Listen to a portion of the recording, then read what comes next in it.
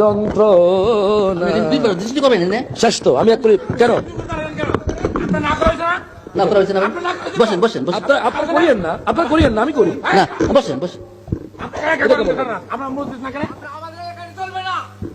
আপনারা করিয়েন না। এক মিনিট এক মিনিট বসেন, এক মিনিট ভাই ভাই এক মিনিট কথা বসেন বসেন।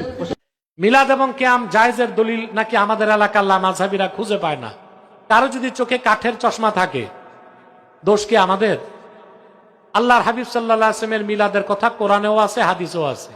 রাসূলের কিয়াম এটাকে আমরা ফরজ, ওয়াজিব, সুন্নত বলি না, নফল বলি, মুস্তাহাব বলি।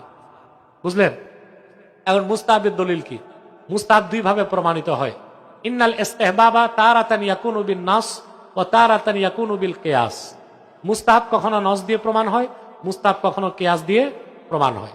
আল্লাহ কোরআন কারীমে বলেছেন, সাল্লু আলাইহি ওয়া সাল্লিমু তাসলিমা, মুহাম্মদ সাল্লাল্লাহু আলাইহি ওয়াসাল্লামের কদমে সালাত পাঠাও। কিন্তু সালাত পাঠানোর ক্ষেত্রে আল্লাহ শর্ত দেন নাই, সাল্লু সালাতান বলেন নাই, কিন্তু সালামটা আদব শিখাই দিয়েছেন, তাসলিমা। অর্থাৎ সালাত পাঠাও, শুয়েও চলবে, বসেও চলবে, দাঁড়াও চলবে, কিন্তু সালামটা পাঠাও ইখলাসের সাথে, আদবের সাথে। এই জন্য আউলিয়া কেরাম মিলাদ শরীফে যখন সালাম, আউলিয়া কেরাম যখন আল্লাহ হাবিব সাল্লাল্লাহু আলাইহি ওয়াসাল্লামের মিলাদ পড়তেন, সালামের সময় দাঁড়ায় যেতেন। সে আদবের খেয়ালে আমরাও দাঁড়াই। এটা মুস্তাহাব, মুস্তাহসান মনে করি। এই ব্যাপারে আমার লিখিত ফতুয়ার কিতাব আছে, দেখে নেবেন।